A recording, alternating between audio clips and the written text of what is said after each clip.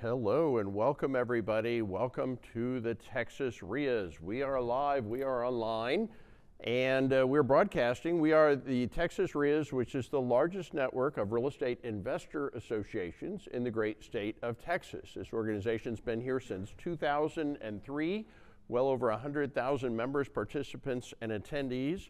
They say if you have the very slightest interest in real estate, the very first thing to do is to go join your local real estate investor association, because that's where you get plugged into all the numerous resources that you need to be a real estate investor. And Texas REIAs provides a lot of different things to the community. We lobby on behalf of real estate investors. We provide market data, market updates, power teams, money, resources, deals, leads, tools, training, and just about everything you'd ever want to have access to be a real estate investor. And we're actually going to start today's meeting by doing some market update with you and talk about what's going on in the real estate market.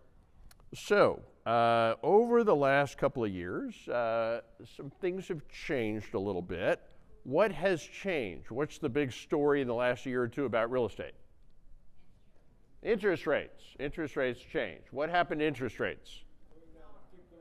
They're going down, that's right. They're going down. But before they went down, what did they do? They went up. They went up. So interest rates are different, obviously, than they used to be. So let's do a little poll of the audience. We're going to try to keep this interactive, and I'm going to give you two choices, A and B. You can pick either one. There's no right or wrong answer. I just want to do a little survey of the audience, see what you guys think. Who thinks that interest rates are high and who thinks interest rates are low? So let's do a little poll of the audience. Who thinks interest rates are high? Raise your hand if you think interest rates are high. Okay, great. Who thinks interest rates are low? Raise your hand if you think interest rates are low. Okay, we got a lot of highs and a couple lows, and some of you didn't follow instructions because everybody's supposed to vote for one or the other. Okay. It's opinion. You can't be wrong. There's no wrong opinion. Okay, my opinion is interest rates are normal. Okay, that's my opinion. I've been investing in real estate for 20 years. I've got about $30 million worth of houses here in Texas. Most of them have mortgages that are at between 6.5% and 7.5%, which is normal. And that's what interest rates were 20 years ago when I started investing in real estate. Now, back in 1981, I'll give you an interesting data point. From 1970 to 1981, interest rates in 1981 got all the way up to 18%. So for those of you guys that are complaining about 7%, how about 18%? Yeah, this is called cheap money, folks, but it's perspective, right? You know, if you've just been paying attention for the last couple of years, you'd be like, oh, interest rates are high. If you've been paying attention since 1980, you'd be saying interest rates are low. Right? I mean, it's just your perspective. I think interest rates are normal based on my 20-year perspective, okay? They're normal. This is normal. Now, for a while there, interest rates got all the way down to about 3%. Down, 3% interest rates. Before that, prior to a few years ago, when interest rates got all the way down to 3%, prior to that, when was the time before that and then interest rates got down to 3%? Yeah, that would be never. It never happened in your lifetime, your parents' lifetime, your grandparents' lifetime, or your grandparents' lifetime. It's never happened before. When do you think interest rates are going to get back to 3%? I have no idea, but I would guess never in your lifetime, your kids, your grandkids, your great-great-grandkids. I have no idea. But I think the world and what would have to happen to make interest rates go to 3%, you'd be more worried about the zombie apocalypse than you are about interest rates or in that world, right? So, but we don't know. We really don't know exactly what's going to happen in the future. But right now, my opinion is that it's normal. And personally, I like normal, okay? I feel a little skittish about investing in an abnormal market. I feel good about investing in a normal market. So I'll give you an example. I invest in commercial and I invest in residential, active and passive. I do it all. I love them all. And there's no right or wrong. And we'll talk about some of the trade-offs, okay, between commercial and residential. They're all great. When you do commercial investments, I do syndications. Typically, commercial syndications, flips, are typically 5-year deals. You know, in residential, the mortgages are 30-year mortgages. In commercial, the loans are 5-year loans, right? That's typical. They don't have to be, but that's pretty typical, right? And the reason is because people pool their money to invest in these things. And, you know, when you're investing in something, you don't want to invest in something for 30 years, right? You want to get your money back in maybe 5 years. So that's typically the length of these deals. Could be more, could be less, but that's pretty typical. So what does that mean? Well, a few years ago, when interest rates were at 3%, and commercial, I do all kinds of commercial, including multifamily, which is very popular, apartment buildings. So a few years ago, apartment buildings were very competitive, hyper competitive. So people were competing and they were paying top dollar to buy these apartment buildings. And they made it work. They made it work because they got a 3% mortgage, right? And at a 3% mortgage, they could collect enough rent from all the tenants to pay the mortgage. Everything worked. But now those loans are coming due. They're not 30-year loans. So remember, they're like 5-year loans. And now interest rates are 7%. So if you sold the property for the exact same, even the same price you got it for, right, the new guy buying it, right, is going to have to get a 7% mortgage, right, and you're not going to collect enough rent as 7% mortgage to pay the mortgage. So the numbers don't work anymore. So there's a lot of deals going bad, right, because remember Wayne Gretzky's famous quote, "I don't skate to where the puck is, I skate to where the puck is going." You know, if you're doing a 5-year flip, you got to think about, like, what is the world going to look like in 5 years? We don't know, but we have to make some educated bets. Now, when interest rates are 3%, never happened before in the history of the universe, right? Is that a safe thing to assume that in 5 years they're going to be 3%? I would say that's not a very safe bet. When interest rates are at 7%, is it reasonable and safe to say interest rates are probably going to be in 5 years around 7%, maybe even a little better? Who knows? I'd say that's a pretty reasonable bet. But that's why I like normal. You know, and sometimes it's easy to buy and hard to sell. Sometimes it's easy to sell and hard to buy. It's never easy to buy and easy to sell, right? What I like about the market we're in right now is it's getting easier to buy. That's cool. That's cool. And it's not too bad to sell, right? But we can make money in up markets and down markets and sideways markets. And I'm going to give you some market data and a market forecast. I will also give you a little disclaimer. We're not here to persuade you of a particular opinion. There's a lot of groups out there, like the National Board of Realtors. I'm not a realtor, but the National Board of Realtors does market forecast every year for the last 20 years. The forecast is the market's going up, right? It's just for different reasons, right? But it's always going up, right? When we think the market's going up, we're going to give you the data. We're going to say we think it's going up. When we think the market's going down, we're going to give you the data. We're going to say we think the market's going down, because we have strategies to make money in up markets and in down markets. And we're not here to persuade you of opinion or to sell you anything or to try to talk you into one scenario or another. We're just going to give you a bunch of data and let you make your own judgments. And then we'll tell you what we think is the right thing to do in the market that we're in. So interest rates are higher, okay, than they used to be. So let's do a little vote of the audience. I'm going to give you two choices. I'd like everybody's opinion, no right or wrong answer.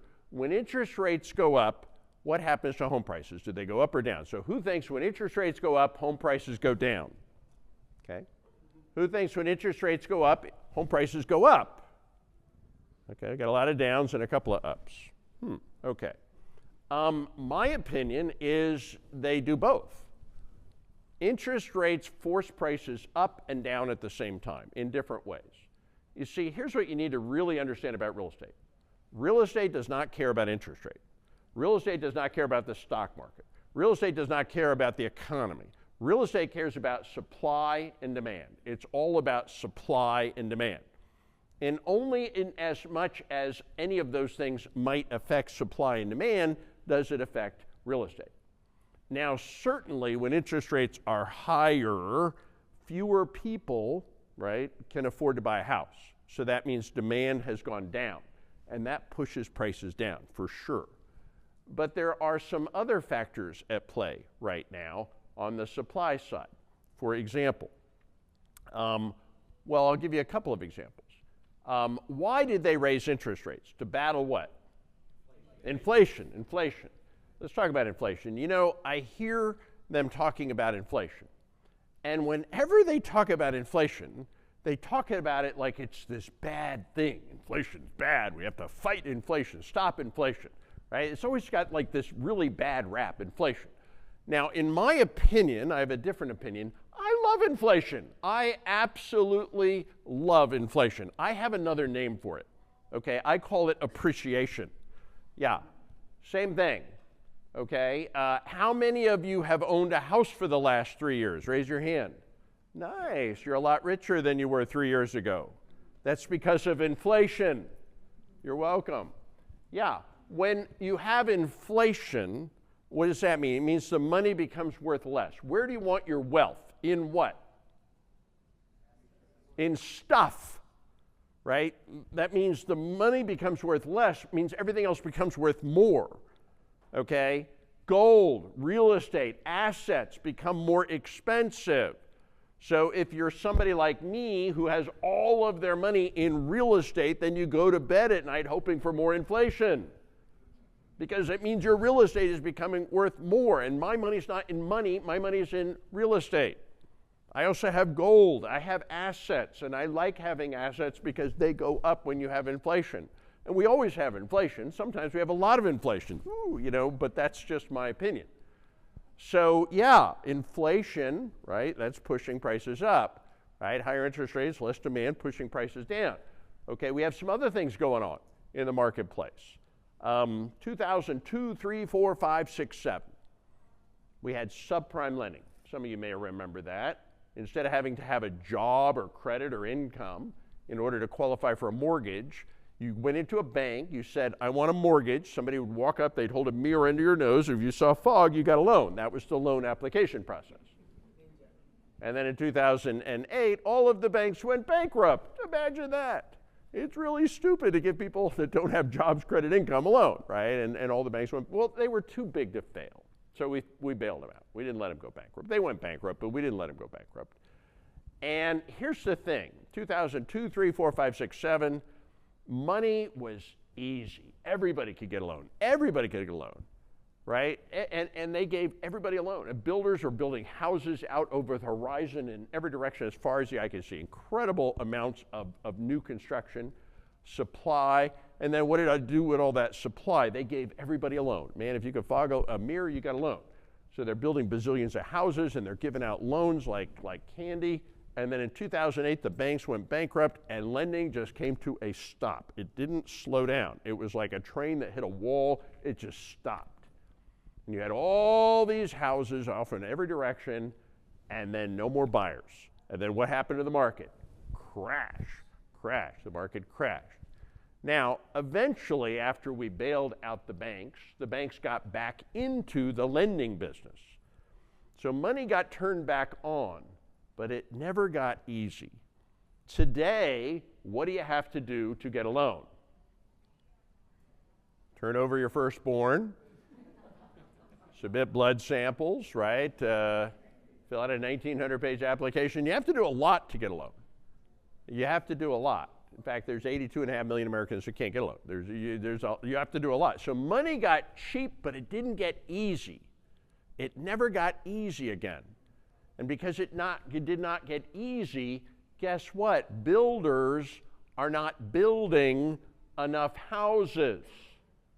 And on a national basis, we are in the middle of a housing shortage. Who's heard that? We're in a housing shortage. Yes, we have 6 million fewer houses than we need for all the people that need a place to live. And when you have a a shortage of supply, what does that do to housing prices? Pushes them up.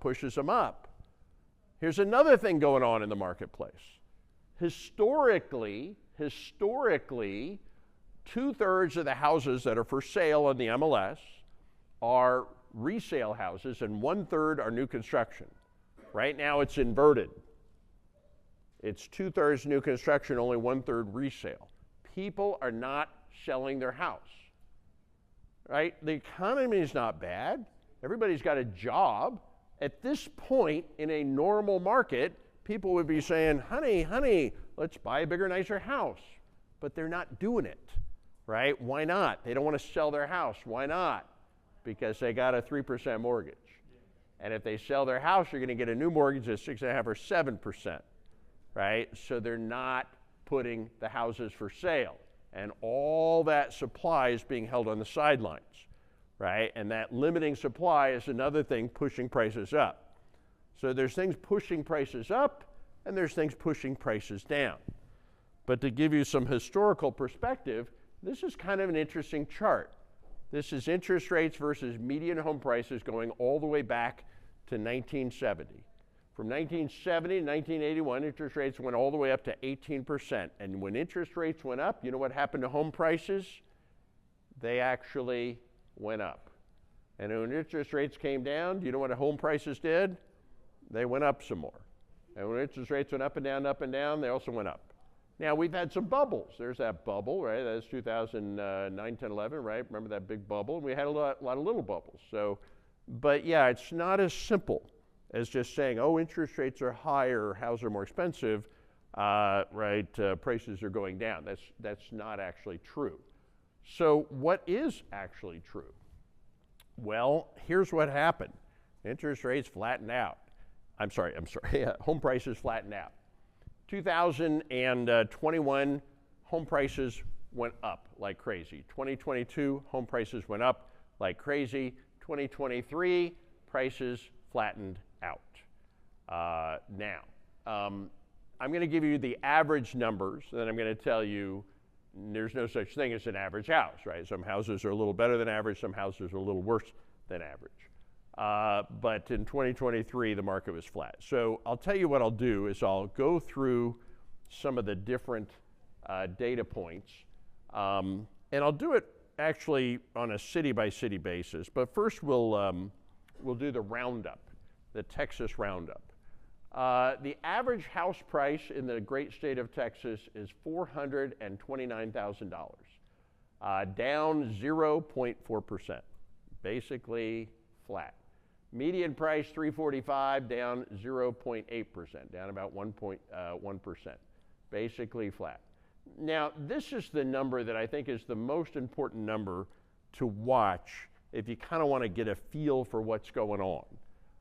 Months of inventory. What is months of inventory? Here's how you would describe that. If you took all the houses for sale, all the houses that are for sale, and you stopped adding any more houses to the MLS for sale, right? The question is, how long before you run out? That's called months of inventory. If you didn't add any more houses for sale, you just sold what you got until they're gone, how long would it last? And the answer is 4.6 months of inventory. What does that mean? Which is also the average amount of time it takes to sell a house. Now, some houses more, right? More expensive houses tend to take longer as a general rule, although not always, right? Less expensive houses tend to sell sooner, but that's the average. Okay, so let's put that in perspective. They say that if there's less than 6 months of inventory, you're in a seller's market. They say if there's more than 6 months of inventory, you're in a buyer's market. If you're right around 6 months of inventory, you're in a neutral market.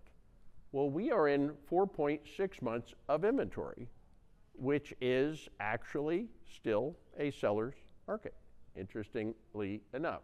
Now, it's not nearly as strong as it was a year ago, because a year ago we had 3.2 months of inventory. So it was a pretty strong seller's market. Now we're in a weak seller's market. So it's trending up. Right, we're certainly trending up. It is taking longer to sell houses. And as it takes a little longer to sell houses, some people get a little more eager, and that has downward pressure on prices. But let's put some perspective together. 2021, average prices went up 18% in 1 year. 2022, prices went up another 10.7% in 1 year. 2023, it flattened out. Didn't go up, didn't go down, just flattened out. Now, what happened? Well, the volume went down. Yes, there's fewer buyers for sure, but there's also fewer sellers. So there's fewer buyers and there's fewer sellers, right? Pushing up, pushing down, and then what happens? It flattens out. In the beginning of 2024, the market was actually starting to go up a little bit. In the second half of 2024, the market is starting to go down a little bit. But if you look at the whole year, it's pretty much flat. It hasn't done a whole lot of anything. So if you're waiting for some big correction, that may have been it. I don't know. There wasn't much. Houston, let's take a look at the different cities. Houston average price is $432, up 1%. Median price $345, up 1%, basically flat. Volume, remember, is down a little bit. 4.4 months of inventory, similar to the state. Not a bad market, not as good as it was a year ago.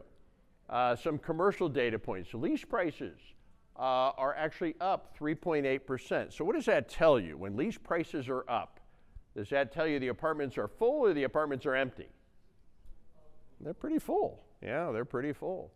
So yeah, commercial's doing all right.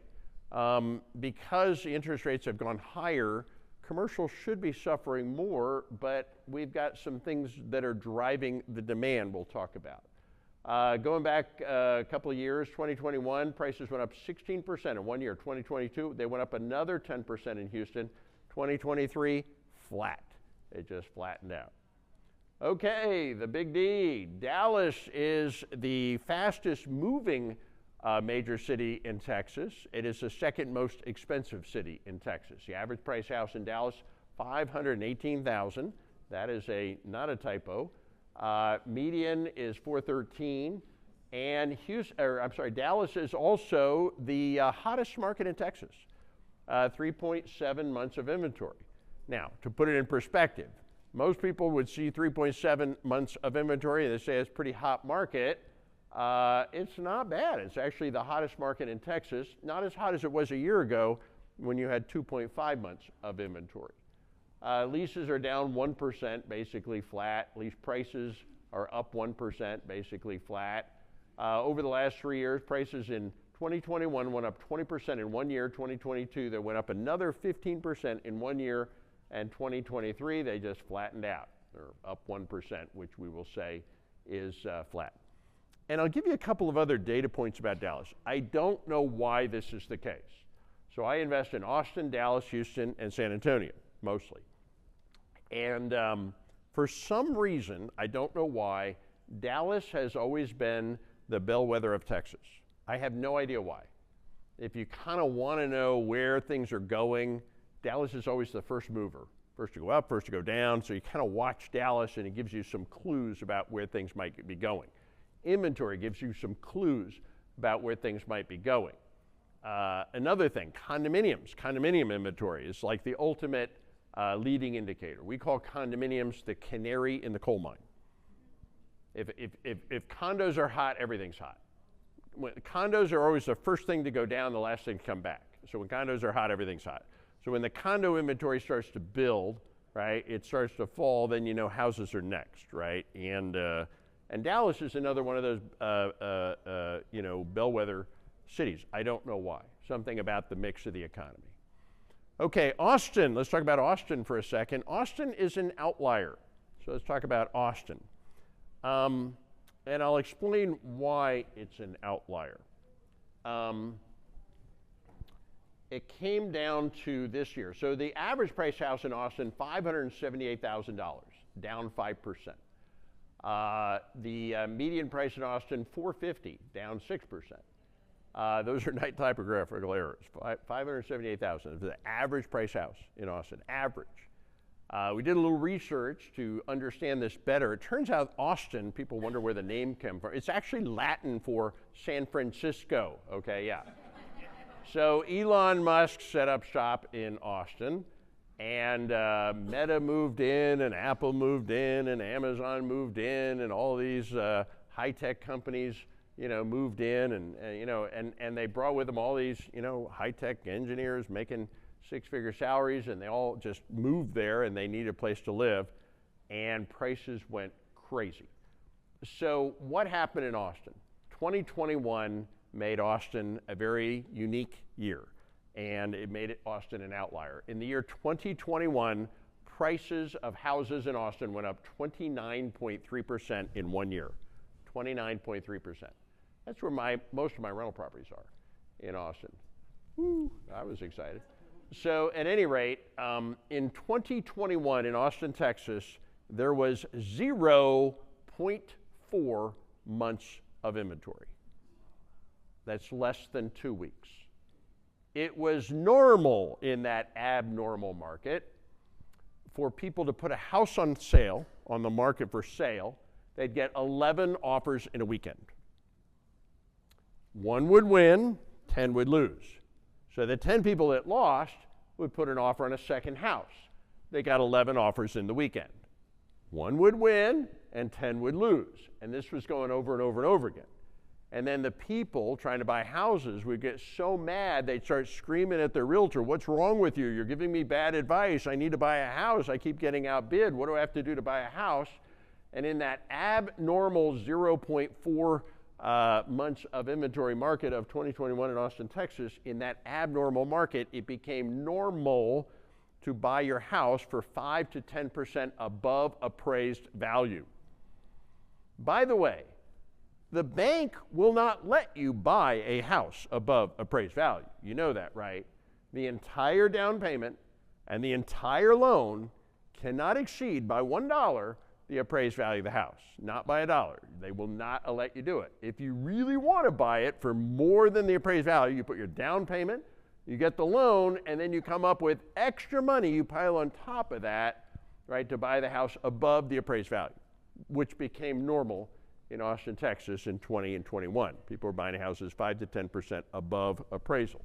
2022, things didn't get much better because they went up another 10.4%, and then 2023, they went down 8%. So in most of Texas, prices went up 30% and they flattened out. In Austin, prices went up 40%, came down 10, and they flattened out. What's the difference? I guess just no difference depending on when you bought a house, right? If you bought a house 3 years ago, you made 30%. Congratulations. If you bought a house 1 year ago, you lost 10%, and that is your perspective, right? But that was the outlier. Months of inventory, 4.8, similar to the state. Lease prices are down. It's more inventory in Austin. And then last but not least, we have San Antonio. San Antonio is the most affordable major city in Texas. Average price $378, down 2%. Median price $315, down 1%. 5.2 months of inventory, slowest market. And 2021 prices went up 16%. 2022 they went up another 12%, and then 2023 they flattened out, or they went down 2%, which is basically flat. So those are some of the major cities, and those are some of the major data points. All of this data, by the way, comes from the Texas A&M School of Real Estate and some other online resources. We do post all of this data on our social media, so you're more than welcome to go on the social media and download this anytime that you want, because we give the market constant updates. So what's driving the market and where are we going from here? Well, let's talk about what drives prices. The economy. Overall, the economy is doing not bad, pretty good. Now, real estate, again, doesn't really care about the economy. But, you know, when the economy is doing better, people are a little more likely to buy a house. But it doesn't care that much. Interestingly enough, during the Great Depression, worst economy in 100 years, right? Real estate prices went down a whopping 6%. During the Great Pandemic, another 1 in a 100-year event, real estate prices went up 30%. So go figure. It's not the economy. It's just how it affects supply and demand. Consumer confidence, not bad.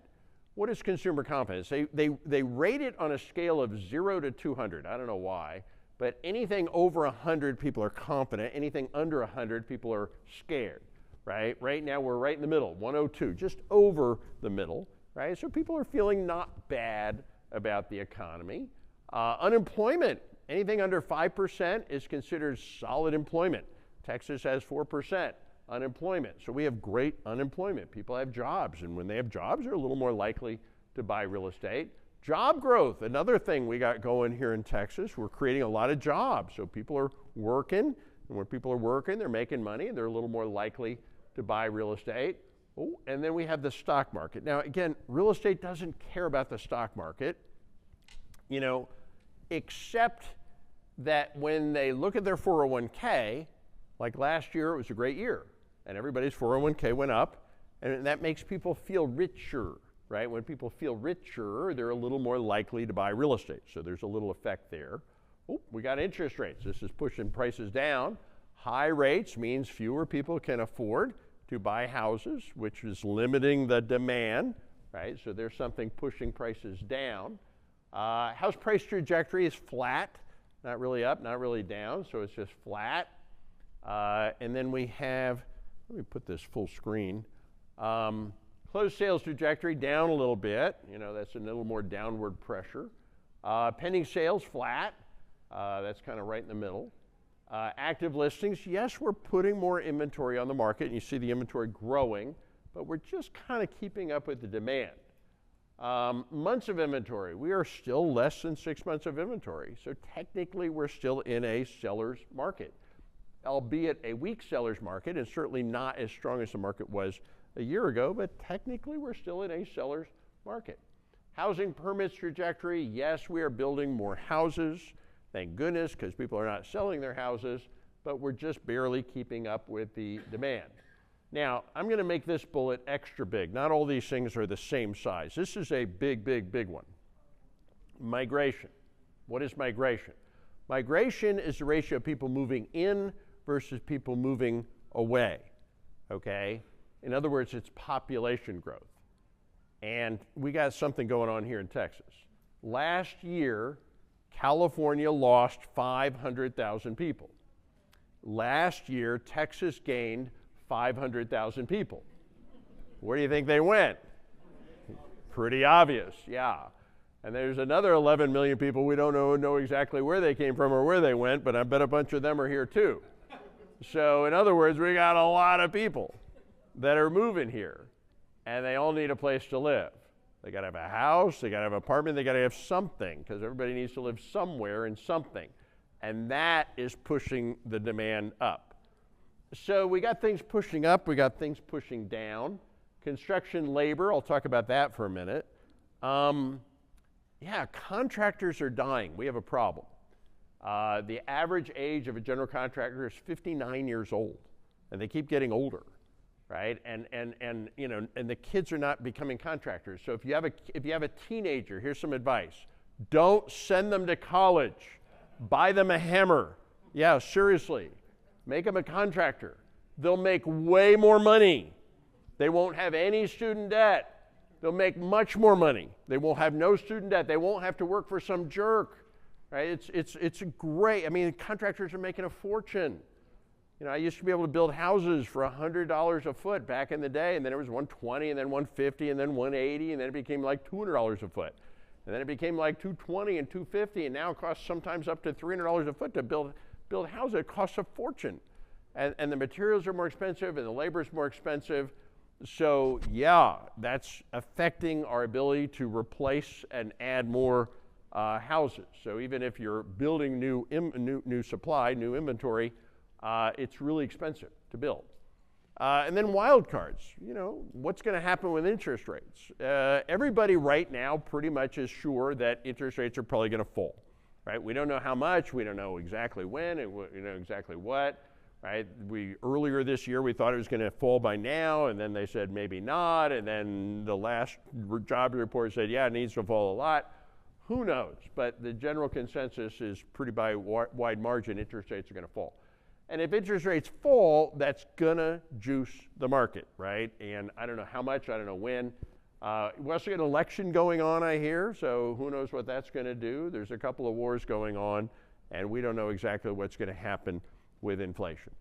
So these are the things that are pushing the market, both up and both down.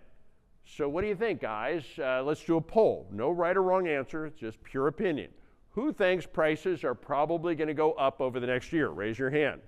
Who thinks prices are probably going to go down over the next year? Raise your hand. Okay, we got a lot of ups and a few downs. I don't know. Well, I will give you our forecast, though. This is our forecast. And by the way, I don't come up with the forecast. I just deliver the forecast. But we believe that the market pretty much bottomed out. It wasn't much of a bottom. Interest rates are expected to fall by the fall. Probably they'll drop 0.5%, nobody knows, but by the end of the year, this should rebound the market a little bit, and we expect sales to turn around and be up 1 to 2%. Not much, almost no change, but about 1 to 2%. We expect that by the end of the year, prices will be up 2 or 3%. So we're not expecting much of anything at all. We don't see anything that's on the horizon that would dramatically make things go way up. We don't think anything on the horizon would dramatically make the things go way down. Nobody knows for sure. But I will say this, we've been doing a forecast here at the Texas REIAs for 20 years. And I gotta tell you, not to brag, and I don't do the forecast, I'm just reporting it tonight, our forecasts have always been spot on. Right? And it's not because we're like super geniuses or something. It's because it's not that complicated. Like trying to predict the economy, good luck with that. I don't think it's possible. Maybe it's possible. It's really hard to do. Trying to predict the stock market, that I am certain is not possible. Okay, trying to predict real estate, not that hard because it's just supply and demand. And what do we know? We know exactly how many houses we have. We know. We know exactly how many houses we're building. We know almost exactly how many people we got. We know how many people are having babies. We know how many people are moving here. We know how many people are dying. So we know how much we have in supply. We know how much we need. We know how much we're gonna need. We know how much we're gonna have. We know almost everything. There's a couple of little things we don't know, like interest rates and some of these other things, but we know a lot and most of the things that would affect the real estate market. So that is the market update. And I hope that was helpful. Was that helpful for you guys? Yeah. And again, we do publish this on our social media. I'll give you some links to that later, and you're always welcome to download it. You should be a student of the market, because we're going to also talk about kind of what to do in the market. So we're going to get into that in a little bit as well.